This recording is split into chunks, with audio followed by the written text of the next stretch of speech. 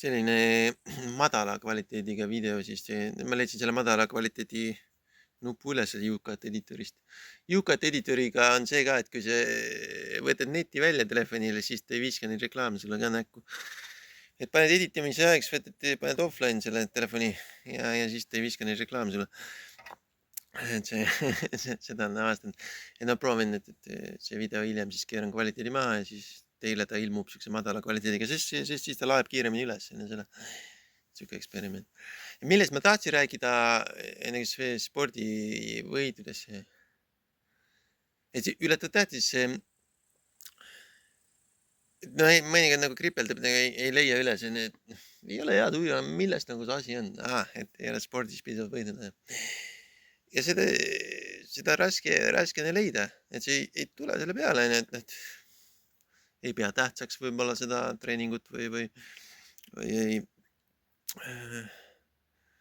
noh, proovid sellest nagu üle olla kuidagi emotsionaalselt või, aga ta on oluline teha neid tegevusi päriselt enne selles spordis ja siis see võit ikkagi enda tasku saada, et see on ainuke asi, mis teeb nagu sportlase õnnelikuks. Et kui sa selle endale saad selle võidu, et see on selleks, noh, muidugi tugevamad sportlased suudavad ka lihtsalt niisama treenida ilma siis selle eduta, aga noh, mina arvan, et kui sa soovid sporditeed alustada või jätkada, siis sa võiks ikka võistelda ka, no muidugi võib ka lihtsalt treenida, aga noh, mina lihtsalt isiklikult väga naudin lihtsalt võistlusi, mulle need meeldivad, et kui see on päris, et see on neile tehtud, need liigad, et palun, et siin on teile need liigad ja võtke osa, et see on ikka tore asi minu meelest ja sinna tasub ikka minna. Ja no oma liiga päris ei ole veel teinudki rohkem, mängija endaga.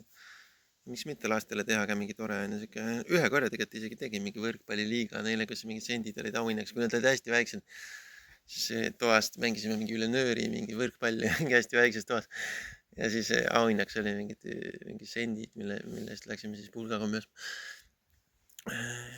Et jah, miks mitte teha jalgpallis mingi võidud ja auhinnad panna juurde, ja varsti, midagi normaalselt nagu välja nuputada, ega see ei pea olema mingi kaelamurde või et nad päris üksteist nagu ära pureksid enne selle väljakul, et see ei ole nagu eesmärk, et noh, et mingi 100-eurone lehvib on ja mingi ristnurgas, et mitte päris nii, aga et noh, et teha lõbusamaks enne see turniir on, et see oleks mingi auhind, ja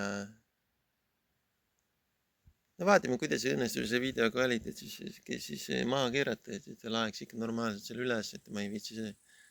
Mul siin õues on üks koht, kus ta nüüd hästi laeb. Varem oli puu otsas, ühe suure puu otsas oli üks koht, kus ta hästi laadis üles videosi. Nüüd on selle kivimüüri peal on üks koht, nad on muutnud vist mingi masti sagedust või asukohta. Ega ma olen selles mobiilivõrgus ka uus, ega ma ei tea, kuidas see täpselt nagu on või mis need lained nagu üldse või mis see mingi raadio või ma ei tea, kuidas see toimib selles mõttes. Aga no eks ta käsitöö vist ole ikkagi kokkuvõttes ja käsitöö ei tohiks nagu nii ohtlik vist olla inimesele, et ta ikka peaks mingi hüve tavaliselt olema. Et selles mõttes võib-olla rohkem usaldada, aga ka neid ettevõtteid. Et nüüd tüdisin ära siin ka, et 3 arvutit on juba üksteise otsas virnas ja panin nagu asju kokku. Tegelikult on kuu aja pärast alles minek linna tagasi siis nii-öelda. Et vahepeal võib-olla üks trett veel sinna Rakvere see ID-kaart, kui neil valmib seal seppadel, et siis tuua ID-kaart sealt tagasi. Siis käia veel see Põhjakeskusest läbi. Et see võib-olla mingi paari nädala pärast ja eks siis muud ei ole, kui sügis, koolilaine ja kooliaasta ja eks august ole muidugi imeline, väga imeline aeg on Euroopas muidugi august ja